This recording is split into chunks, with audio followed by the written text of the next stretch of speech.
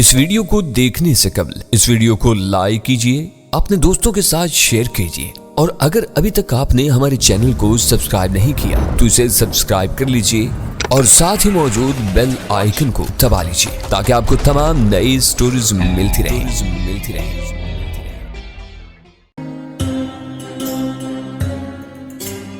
بسم اللہ الرحمن الرحیم۔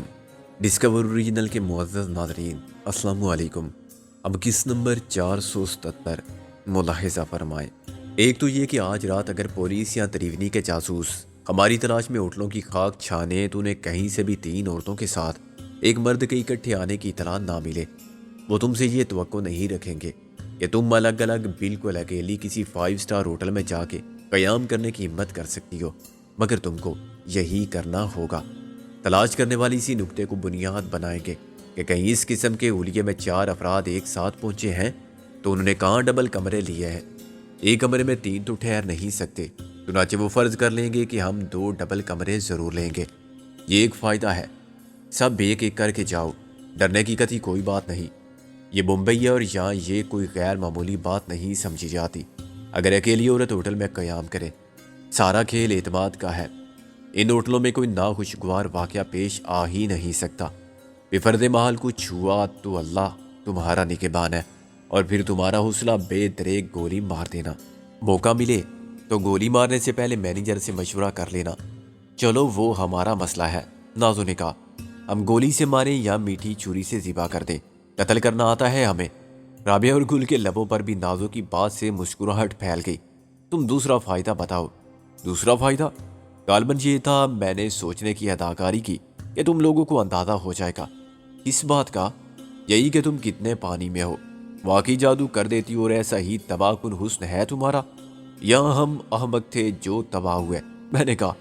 بیچارہ غالب اور میں مروت میں مر گئے، سب ڈرامے باز پیشہ ور عاشق، نازو نے کہا۔ میں نے کہا اکیلا ہوں اس لیے جو چاہو کہہ لو، مگر سن لو دوسرا فائدہ کیا تھا۔ تیسرا فائدہ کہو اب تو۔ اچھا، تیسرا فائدہ، ان ہوٹلوں میں تمہارا قیام مختصر ہی ہوگا، مگر پھر بھی چانس ہے کہ تمہیں دلاور نظر آ جائے۔ کوشش کرو تو معلوم بھی کر سکتی ہو۔ ان ہوٹلوں کی خادمائیں اور ویٹر عموماً وہ سب کام کر دیتے ہیں جو بعض اوقات آدمی خود نہیں کر سکتا۔ ان کو زبردست انعام دو اور زبردست رازداری کے ساتھ معلوم کروا لو کہ شکاری کہاں گات لگائے بیٹھے ہیں۔ ٹپ تو مل ہی گیا ہے کہ دلاور نے نواب خسرو جمشید کا نام اختیار کیا ہے، بس یہی چیک ہو جائے۔ اب بتاؤ یہ کوئی کام مشکل ہے؟ بس یہی پلان ہے؟ نہیں، یہ تو اس کا دیپاچہ ہے، میں نے کہا۔ آج رات میں اور نازو اس جزیرے پر جائیں گے، آدھی رات کے بعد۔ آدھی رات کے بعد کیسے؟ رابعہ نے کہا۔ اس کے بہت سے مروجہ طریقے ہیں، بدریہ، ڈاک، ٹرین یا ہوائی جہاز، میں نے کہا۔ یہ تو خودکشی کرنے والی بات ہے، رابعہ نے کہا۔ میں نے اس کی آنکھوں میں آنکھیں ڈال کے کہا، جب سے تمہیں دیکھا ہے بس خودکشی کی عادت سی ہو گئی ہے۔ ہر وقت اچھی نہیں لگتی یہ باتیں، رابعہ نے چڑ کے کہا۔ شام 6 بجے تو اچھی لگتی ہے، میں نے گھڑی دے کے کہا۔ کیا خیال ہے، چلیں؟ میری سمجھ میں نہیں آتا کہ اس جزیرے پر جانے کی اب کیا ضرورت ہے، رابعہ نے کہا۔ اس نے تو جھوٹ بولا تھا۔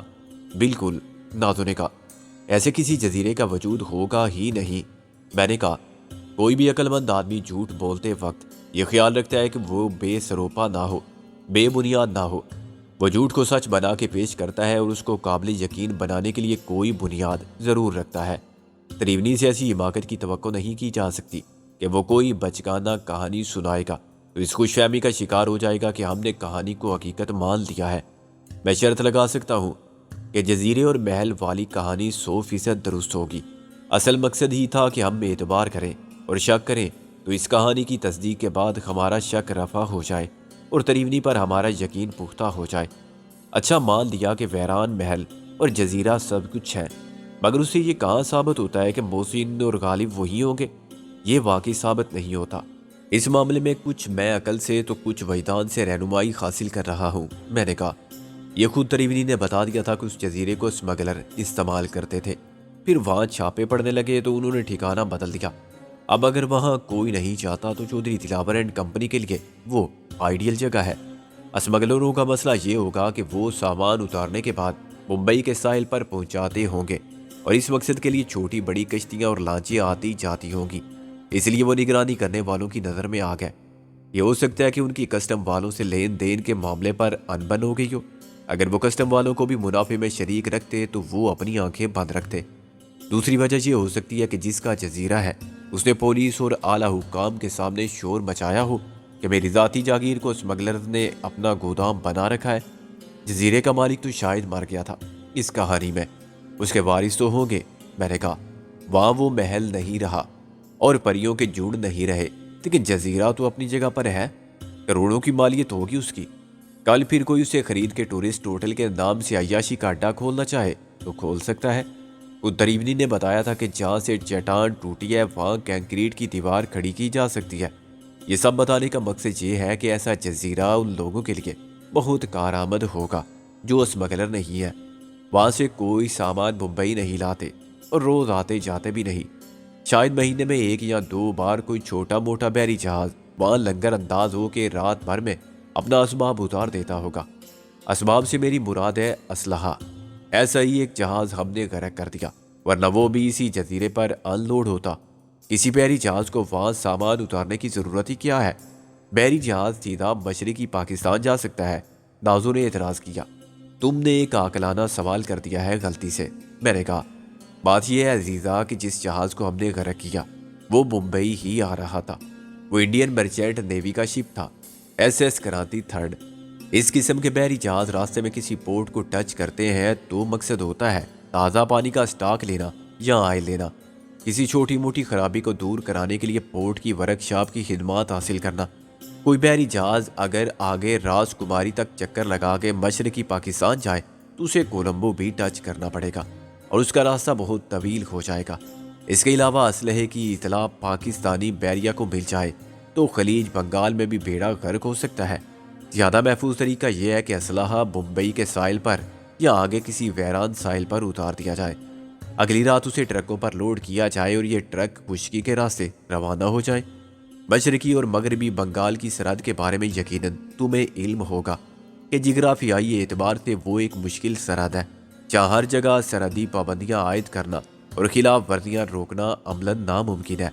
مجھے معلوم ہوا ہے کہ ہزاروں لوگ اب بھی روزے معاش کے لیے کلکتہ جاتے ہیں اور روز واپس آ جاتے ہیں، علاوہ ان کے جو شوقیہ جاتے ہیں۔ اسی طرح ادھر کے لوگ پاسپورٹ، ویزا اور کسی قسم کی روک ٹوک کے بغیر ڈھاکہ پہنچ جاتے ہیں۔ سرحدی دیہات میں تو یہ صورتحال زیادہ خراب ہے۔ بعض جگہ تو پتہ ہی نہیں چلتا کہ ہندوستان کہاں ختم ہوا اور پاکستان کہاں شروع ہوا۔ یہی وجہ ہے کہ اسلحہ خشکی کے راستے جا رہا ہے، جہاں جتنی ضرورت ہو اتنا اسلحہ پہنچا دیا جاتا ہے۔ ایک ٹرک کچے راستوں اور جنگلوں سے گزر کے 10 جگہ اسلحہ تقسیم کر سکتا ہے۔ مجھے اس بات کا بھی یقین ہے کہ جزیرے کو استعمال کرنے کی اجازت حاصل کر لی گئی ہوگی۔ مالکوں کو کیا کہ اس ویران جزیرے کا کرایہ کسی نے کیوں ادا کیا؟ چودھری دلاور اینڈ کمپنی کے مقاصد سیاسی ہیں، انہیں سیاسی حمایت بھی حاصل ہے۔ یہ ہو سکتا ہے کہ کسٹم والے اور نیوی والے جانتے بوجھتے ان کو نظر انداز کریں، انہیں تاکید ہو کہ دخل در معقولات نہ کیا جائے۔ تمہاری بات میں وزن ہے، رابعہ نے مسکرا کے کہا۔ میں نے ہاں بھر کے کہا، ایک شعر عرض ہے، یہ بھی وزن سے خالی نہیں، بالکل نہیں۔ یہ شعر کہاں سے آ گیا بیچ میں؟ نازو نے احتجاج کیا۔ بات جزیرے کی ہو رہی تھی، کیا جزیرے میں شعر نہیں ہو سکتا؟ اتنا ڈرتی ہو تم تو میں رابعہ کو لے جاتا ہوں ساتھ۔ میں نے کہا رابعہ کسی شعر سے نہیں ڈرتی، بھجا ارشاد، مگر میں آپ کی شاعری سے ڈرتی ہوں۔ رابعہ نے کہا یہ تو غالب کو ہر شعر پر داد دے سکتی ہے، عملاً میں نہیں دے سکتی۔ مجھے بے اختیار ہنسی آئی۔ اچھا بھائی، جیسی تمہاری مرضی، نازو کو تو جانا ہی تھا، ویسے بھی میں جاتا یا نہ جاتا۔ چلو اب اٹھو، 1 گھنٹہ گزار لیا یہاں، رابعہ نے کہا۔ میں نے بل ادا کیا اور ہم باہر آ گئے۔ جس دکان کا میں نے ذکر کیا تھا وہ زیادہ فاصلے پر نہیں تھی۔ اسٹیڈیم ہاؤس میں کے سنز کے ایک جدید ترین ملبوسات کا اسٹور تھا۔ مہذب اور خوش اعتبار سیلز گرل نے ذرا سی دیر میں تاڑ دیا کہ گاہک بڑے ہیں، اور انہوں نے بڑی پیشہ ورانہ مہارت سے ملبوسات کے ڈھیر لگانے شروع کیے۔ سر اور میڈم کہتے کہتے ان کے گلے خشک ہونے لگے۔ سر تو میں اکیلا تھا اور مجھے اپنے لیے 3 سوٹ، چند ٹائیاں، شرٹس اور جوتے خریدنے میں زیادہ دیر نہیں لگی۔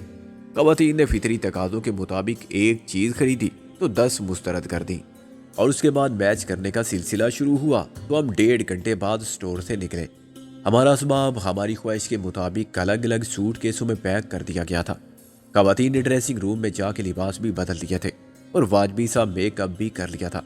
چنانچہ ہم عجیب بھولیے میں اندر گئے تھے، مگر جب باہر آئے تو ہماری شان ہی نرالی تھی۔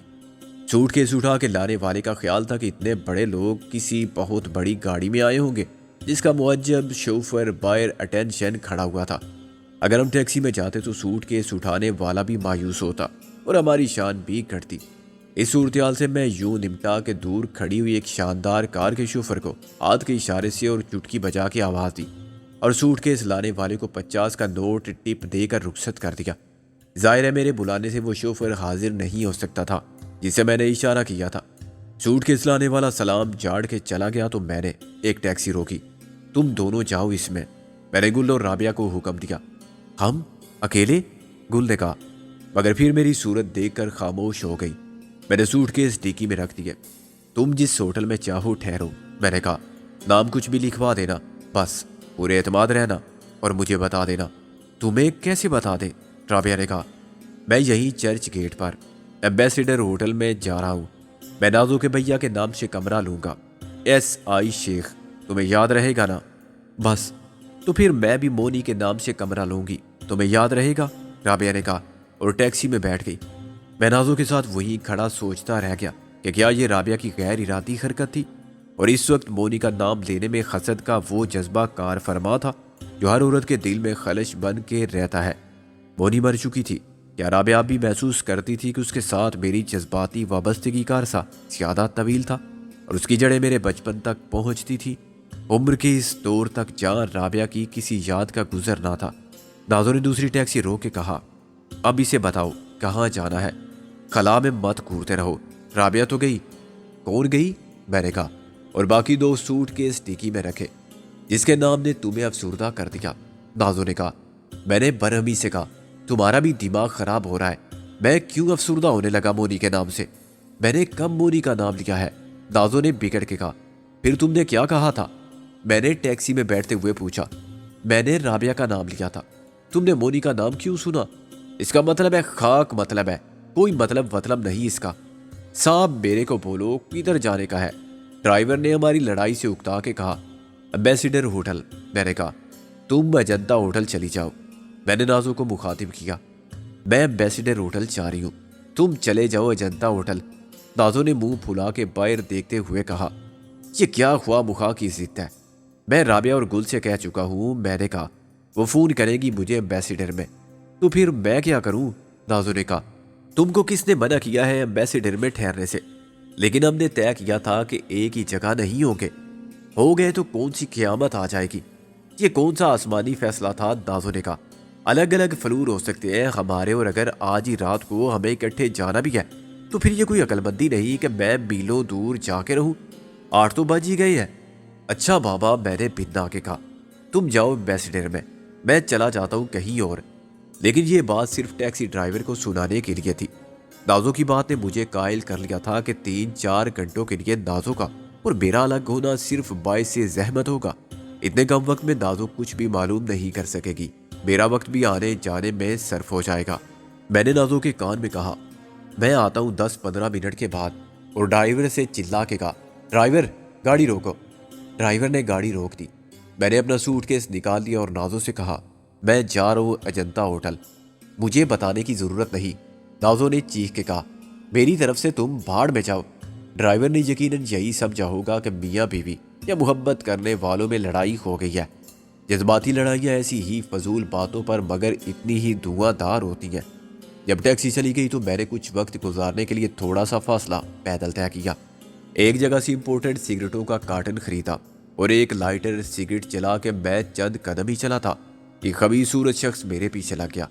صاحب تبولا ڈانس، بیوٹیفل گرل، میں نے غرا کے کہا، دفع ہو جاؤ، لیکن وہ باز آنے والا نہیں تھا۔ وہ میرے پیچھے پیچھے چلتا رہا اور بولتا رہا، seaside, full moon sir, Scotch whisky, Anglo Indian, very beautiful lady sir. تنگ آ کر میں نے اسے گالی دی اور مارنے کو دوڑا تو اس نے میری جان تب چھوڑی۔ میں بہترین سوٹ میں تھا، میرا بریف کیس بھی بہت قیمتی تھا اور میرے دوسرے ہاتھ میں غیر ملکی سگریٹ تھے، لیکن میں پیدل تھا۔ چنانچہ اس نے مجھے ٹورسٹ فرض کر لیا تھا اور اپنی سیلز مین شپ کے مظاہرے پر کمر بستہ تھا۔ ہر بڑے شہری کی طرح جہاں انتہائی غربت کے ساتھ انتہائی دولت مندی بھی نظر آتی ہو، اور جہاں آبادی کی کثرت نے معاش کے شریفانہ راستے مسدود کر دیے ہوں، غیر ملکی سیاحوں کی پذیرائی کے لیے ناو دوش کے سب لوازمات میسر ہوں، وہ نائٹ لائف کی رنگینی میں کاروبار حسن خود چمک اٹھتا ہے۔ ممبئی ابھی سنگاپور یا ہانگ کانگ اور بینکاک سے بہت پیچھے تھا، مگر کراچی سے بہرحال آگے تھا۔ اس معمولی سے واقعے نے مجھے تھوڑا سا جذباتی اور قنوطی کر دیا، مگر ایمبیسڈر ہوٹل پہنچتے پہنچتے میں اس خیال کو ذہن سے نوچ چکا تھا۔ میں کسی بزنس ایگزیکٹو کی طرح کاؤنٹر پر پہنچا تو رجسٹر پر ایک نظر ڈالتے ہی میں نے نازو کے کمرے کا نمبر دیکھ لیا۔ وہ سیکنڈ فلور کے 12 نمبر کمرے میں تھی، روم نمبر 212۔ وہ رجسٹر کا آخری اندراج تھا، چنانچہ میں نے کسی دشواری کے بغیر نام بھی پڑھ لیا۔ نازو نے بھی اپنا نام مونی دیوی لکھوایا تھا۔ کلرک نے مجھ سے میرا نام پوچھا تو میں نے کہا SI شیخ۔ کلرک نے پوچھا کہاں سے تشریف لائے ہیں؟ میں نے رجسٹر دیکھ کر کہا دہلی سے، مگر میں اپنا پتہ سیکرٹ رکھوں گا۔ کلرک کچھ پریشان نظر آنے لگا۔ میں نے کہا بات یہ ہے ینگ مین کہ میری بیوی ناراض ہو کے آئی ہے اور مجھے معلوم ہوا ہے کہ وہ یہاں ٹھہری ہے۔ یقیناً اس نے بھی اپنا نام پتہ غلط لکھوایا ہوگا۔ میں نہیں چاہتا کہ اسے میری یہاں موجودگی کا علم ہو۔ ابھی کچھ دیر پہلے ہی آئی ہوگی وہ اکیلی۔ کلرک مسکرانے لگا۔ مونی دیوی، اور تو اکیلی خاتون آج کوئی نہیں آئی؟ میں ہنسا، مجھے معلوم تھا۔ خیر تم مجھے کسی دوسرے فلور پر جگہ دو۔ I want to surprise her, لیکن آج رات نہیں، صبح۔ کلرک نے سر ہلایا اور میرے نام کے سامنے وہی پتہ لکھ لیا جو نازو نے لکھوایا تھا۔ پھر اس نے مجھے تیسرے فلور کا 12 نمبر کمرہ دے دیا، بالکل اوپر والا کمرہ سر۔ Wish you good luck.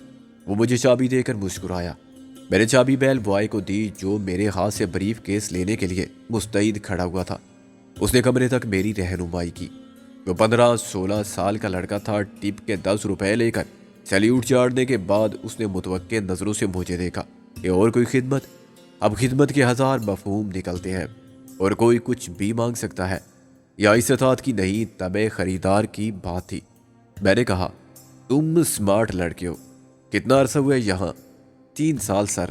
اس نے پر امید ہو کے کہا پھر تو تمہیں بہت تجربہ ہوگا۔ میں نے کہا مجھے یہ بتاؤ کہ بھروسے کا آدمی کون ہے؟ میں سب کچھ کر سکتا ہوں سر، آپ بتائیے کیا چاہیے؟ میں نے کہا ہوٹل کے اندر تم یقیناً سب کچھ لا سکتے ہو، مگر یہ کام باہر کا ہے۔ باہر کا مال اندر لا سکتا ہوں میں سر، اس نے مانی خیت انداز میں مسکرا کے کہا۔ یہ مال کی بات نہیں ہے، کام ایسا ہے جس کے لیے کسی کو باہر جانا پڑے گا۔ میں نے کہا اور تم ڈیوٹی پر ہو؟ پھر میں اپنے چچا کو بھیج دیتا ہوں سر۔ وہ خوش ہو کے بولا وہ باہر کا ہر کام کر سکتا ہے اور باہر ہی موجود ہے۔ باہر کہاں؟ کار پارکنگ میں۔ لڑکے نے کہا کسی کو کچھ معلوم نہیں ہونا چاہیے۔ میں نے 50 کا ایک نوٹ دکھا کے کہا بالکل فکر مت کریں آپ سر، انعام میں بڑھا دیتا ہوں۔ لیکن میں نے دوسری ہاتھ سے اپنا ریوالور نکال کے واپس جیب میں رکھ لیا۔ کام خراب ہو جائے تو خانہ خراب کر دیتا ہوں، کیا سمجھے؟ سب سمجھ گیا سر، لڑکے نے کہا، اور ریوالور دے کے وہ ڈرا نہیں تھا۔ اس کا واسطہ ہر قسم کے لوگوں سے پڑتا ہوگا۔ خود اس کے دل میں کوئی بے ایمانی نہیں تھی اور بڑے انعام کا لالچ چلک تھا، اس لیے وہ مطمئن تھا۔ کیا نام ہے تمہارے چچا کا؟ یہ کوئی رشتے کا چچا ہے یا تم نے بنا لیا ہے چچا؟ میں نے کہا اصلی سگا والا چاچا ہے سر۔ کیا نام ہے اس کا؟ میں نے 50 کا نوٹ اسے دے دیا۔ Thank you sir. اس کا نام ہے اینڈریو۔ جب اینڈریو نے دستک دے کر اپنا نام بتایا تو میں اطمینان سے صوفے پر پاؤں پھیلائے سگریٹ پی رہا تھا اور کارٹن میرے سامنے رکھا ہوا تھا۔ اینڈی کو اس کے بھتیجے نے یقیناً بتا دیا ہوگا کہ اسے کس کماش کے سیٹھ نے طلب کیا ہے۔ وہ 30 سال کا جوان آدمی تھا۔ اسے براؤن شرٹ اور پینٹ کے ساتھ براؤن جوتے پہن رکھے تھے اور غالباً شو کیا اپنے بال بھی براؤن کرا لیے تھے۔ میں نے کہا اینڈی نہیں، تمہارا نام مسٹر براؤن ہونا چاہیے۔ وہ مسکرایا۔ You can call me Brown sir. میں نے کہا مسٹر براؤن، ایک کام ہے جو خطرناک تو نہیں ہے لیکن بہت رازداری کا ہے۔ میں نے انگریزی میں کہا آپ مجھ پر بھروسہ کر سکتے ہیں سر، اس کام کے 5000 بھی مل سکتے ہیں اگر یہ کام میری مرضی کے مطابق ہو جائے۔ میں نے کسی بہت بڑے بدماش کی طرح دھواں چھت کی طرف چھوڑتے ہوئے کہا اور براؤن کی طرف دیکھا تک نہیں۔ براؤن خاموش کھڑا رہا۔ اسی وقت فون کی گھنٹی بجنے لگی۔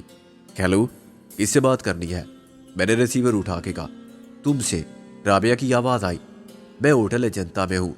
او بابا گولی مارو لانچ کو۔ میں نے کہا میں آدھی رات سے پہلے نہیں آ سکتا اور فون پٹک دیا۔ ہاں تو میں کہہ رہا تھا میں نے سگریٹ کو ایش ٹرے میں مسل کے کہا کہ کیا تم بہادر آدمی ہو، آپ مجھے آزما سکتے ہیں۔ وہ بولا، رابعہ تو یقیناً سمجھ گئی ہوگی کہ میری اس فضول بات کا مطلب کچھ نہیں، کسی وجہ سے میں فون پر بات کرنا نہیں چاہتا، لیکن مؤدب کھڑے ہوئے مسٹر براؤن پر میرے رد عمل کا خاطر خواہ اثر ہوا۔ مسٹر براؤن، رات 12 بجے کے لیے ایک لانچ چاہیے، کوئی چھوٹی سی لانچ جس پر 2 لائف جیکٹ ہو۔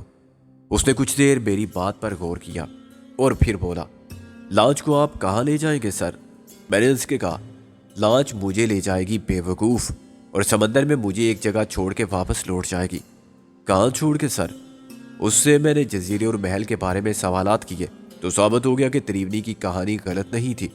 شاید ممبئی میں بہت سے لوگ یہ کہانی جانتے تھے، تھوڑے بہت فرق کے ساتھ سب ان پر اسرار واقعات پر روشنی ڈال سکتے تھے۔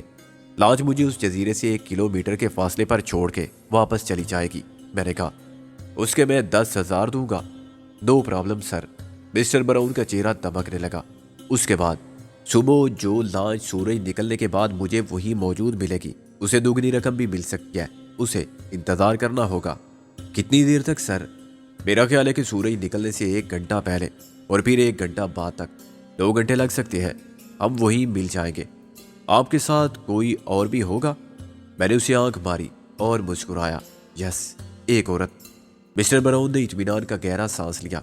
اب تک وہ سمجھ رہا تھا کہ معاملہ اسمگلنگ کا ہے، مگر یہ تو بس اتنی سی بات تھی کہ کوئی سر پھرا کسی عورت کے ساتھ اس ویران جزیرے پر ایک رات گزارنا چاہتا تھا۔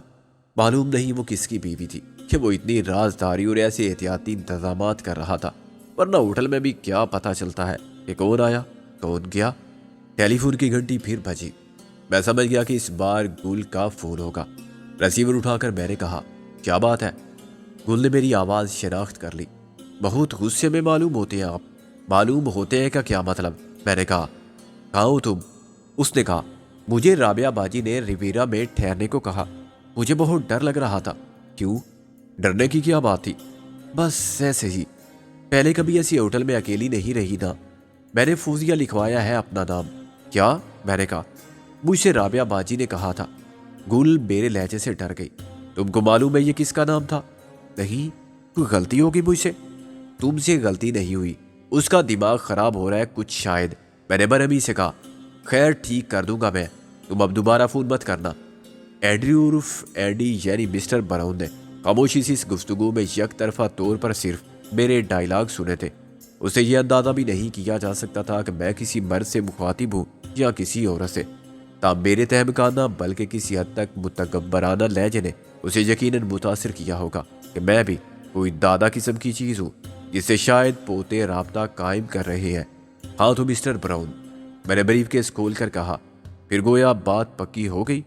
مسٹر براؤن نے نوٹوں کی گڈیوں کو دہشت زدہ نظروں سے دیکھا، کیونکہ اس دولت پر سانپ تو نہیں، ایک ریوالور نظر آ رہا تھا جو سانپ سے زیادہ بے رحم پہرے دار تھا۔ میں نے 5,000 روپے نکالے اور اسے تھما دیے۔ یہ تمہارا ایڈوانس ہے۔ یس سر، تھینک یو سر۔ اس نے ڈرتے ڈرتے نوٹ جیب میں ٹھونس لیے۔ ہم غریب آدمی ہیں سر، ایسا کوئی بات ہے تو بول دو، ہمارا فیملی ہے۔ میں نے مسکرا کے کہا، تمہارے لیے کوئی رسک نہیں ہے مسٹر براؤن۔ آپ کس وقت جائیں گے سر؟ ابھی 1 گھنٹے کے اندر اندر۔ میں نے بریف کیس بند کر دیا مگر ریوالور کو جیب میں ڈال دیا۔ پھر میں چلتا ہوں سر، 1 منٹ اور مسٹر براؤن۔ میں نے کہا، میری بات ابھی پوری نہیں ہوئی۔ تم جانتے ہو ایسے معاملات میں رازداری کتنی اہم ہوتی ہے۔ میں آپ کو یقین دلا چکا ہوں سر کہ میری زبان سے ایک لفظ بھی نہیں نکلے گا۔ میں نے سر ہلایا۔ تم پر اعتبار ہے مجھے، اب مسئلہ ہے ہمارا، میرا اور اس عورت کا۔ ہم باہر کیسے جائیں گے کسی کو کچھ معلوم نہ ہو؟ وہ بوجھ کا رہ گیا۔ میں نے اس کی صورت پر تذبذب کے آثار دیکھے۔ اس پوری اسرار معاملے کا دوسرا پہلو اب سامنے آیا تھا۔ وہ بات پکی کر چکا تھا اور 5,000 جیب میں بھی ڈال چکا تھا۔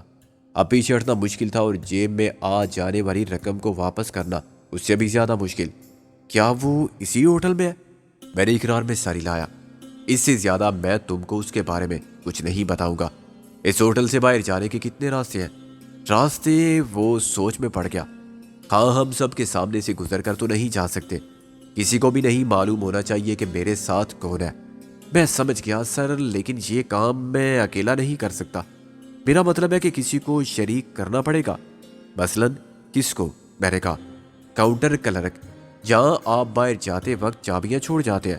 او نو، میں نے کہا اچھا تم یہ تو معلوم کر سکتے ہو کہ اس فلور پر اور اس کے نیچے والے فلور پر کون کون سے کمرے خالی ہیں؟ وہ میرے سوال پر چکرا گیا۔ یہ کوئی مشکل کام نہیں۔ اچھا کسی کمرے کی چابی نہ ہو تو اسے کیسے کھولا جا سکتا ہے؟ میں سمجھا نہیں سر، آپ کیا کرنا چاہتے ہیں؟ میں نے کہا بھائی فرض کرو ہم اسی ہوٹل کے کسی کمرے میں ملنا چاہیں اور یہ بھی چاہتے ہو کہ بات کسی کو معلوم نہ ہو، ایسی صورت میں ہمارا باہر جانا شدید ضروری نہ رہے، تم کو تمہارا معاوضہ بہرحال مل جائے گا۔ وہ کچھ مطمئن نظر آنے لگا۔ یہ ہو سکتا ہے سر، لیکن اس کے لیے ڈپلیکیٹ کی ضرورت پڑے گی۔ وہ تو معلوم ہو جائے گا کہ ڈپلیکیٹ غائب ہے، میں نے کہا۔ وہ مسکرایا۔ نہیں سر، وہ ڈپلیکیٹ اسپیشل ہے، کچھ خاص مہمانوں کے لیے جو بک کرائے بغیر کمرے لیتے ہیں۔ ہوٹل کے رجسٹر میں کچھ نہیں لکھا جاتا اور نہ ہوٹل والوں کو کچھ ملتا ہے۔ پھر کیسے ملتا ہے؟ جس کے پاس بھی ڈپلیکیٹ ہو، وہ بولا۔ زیادہ نہیں، بس 4-5 ایسی چابیاں ہیں جو چوری چھپے بنوائی گئی ہیں۔ 500 ایک رات کے مل جاتے ہیں، سب کی ضرورت پوری ہو جاتی ہے۔ اچھا انتظام ہے، میں نے کہا۔ تم کو معلوم ہے کہ ایسی کوئی چابی آج رات کس سے مل سکتی ہے؟ آپ کے خادم کے پاس ایک چابی ہے سر۔ کس کمرے کی؟ روم 420-420۔ کوئی بھی یہ نمبر لینا پسند نہیں کرتا جب تک مجبوری نہ ہو۔ میں نے مسکرا کے کہا ظاہر ہے 420 کا عدد ہی ایسا ہے کہ 420 کرنے والوں کے کام آ سکتا ہے، لیکن مسٹر براؤن آج رات کوئی مجبوری تو درپیش نہیں ہے۔ نہیں سر، ابھی سیزن نہیں ہے، ہر فلور پر کمرے دستیاب ہیں، وہ بولا۔ اس کے علاوہ میں نے ایسا بندوبست کر رکھا ہے کہ مجبوری میں بھی وہ کمرہ شاید کوئی نہ لے، اس کی لائٹس خراب ہو جاتی ہیں۔ خراب ہو جاتی ہیں یا ہیں؟ ہو جاتی ہیں اگر کوئی استعمال کرے۔ فیوز اڑ جاتا ہے خود ہی، اور عموماً رات کے وقت خرابی کا پتہ چلانا مشکل ہوتا ہے۔ الیکٹریشین دن میں آتا ہے تو کوئی خرابی نہیں ہوتی۔ وہ عیاری سے مسکرایا۔ یہ کیا چکر ہے؟ تم اندھیرا فراہم کرتے ہو خواہ کوئی اندھیرے میں نہ رہنا چاہے۔ ایمرجنسی لائٹ ہے کمرے میں، وہ ضرورت مندوں کو کافی ہوتی ہے۔ 500 میں ایئر کنڈیشنر، فریج وغیرہ تو نہیں مل سکتے سر، مگر رازداری اور پرائیویسی ملتی ہے۔ یہ فیوز صرف رات کو کیسے اٹھتا ہے آخر؟ بس سر، خاد کی صفائی ہے، وہ بولا۔ ایک وال لائٹ کے یا ٹیبل لیمپ کے بلب پر 25 پیسے کا سکہ رکھ کے بلب فٹ کر دیتا ہوں۔ آپ 10 بار فیوز لگائیں وہ اڑ جائے گا۔ صبح بلب ہٹا کے سکہ الگ کر لیتا ہوں۔ بہت چالاک آدمی ہو تم۔ خیر یہ بتاؤ، اس کمرے کی چابی کے 500 الگ ہوں گے؟ اب وہ سمجھ گیا تھا کہ مجھ سے پیسہ لوٹا جا سکتا ہے۔ اس نے عاجزی سے کہا آپ کی فیاضی ہوگی اگر مل جائے۔ میں نے اسے مزید 1000 بخش دیے۔ چلو تم خوش رہو۔ اب یہ بتاؤ کہ چابی کہاں ہے؟ اس نے جیب میں ہاتھ ڈالا اور ایک چابی نکالی۔ سر ہمارے لیے کوئی مصیبت پیدا نہ ہو، ہم غریب لوگ ہیں۔ میں نے دل ہی دل میں اسے اور اس جیسے بدماشوں کو گالی دی جو غریب کا نام مفت میں بدنام کرتے ہیں، اور مسکرا کے کہا تم بالکل بے فکر رہو، میں چابی آپ سے صبح لے لوں گا اسی کمرے میں آ کے۔ میں نے کہا صبح ذرا دیر سے آنا، 9 بجے کے بعد، یہ نہ ہو کہ فجر کے وقت آ جاؤ۔ وہ چونکا۔ آپ مسلمان ہیں سر؟ میرے منہ سے بے اختیار وہ الفاظ نکل جاتے تھے جو خود میری چغلی کھاتے تھے، لیکن میں اپنی فطرت کو کیسے بدل سکتا تھا؟ عادات جب پختہ ہو جائیں تو فطرت میں شامل ہو جاتی ہیں۔ ایک مسلمان کو ماحول اور معاشرے نے گفتگو کا جو انداز عطا کیا تھا وہ بدل کیسے سکتا تھا؟ میں نے کہا تم کیوں پوچھ رہے ہو؟ وہ گڑبڑا گیا۔ سوری سر، اور کمرے سے نکل گیا۔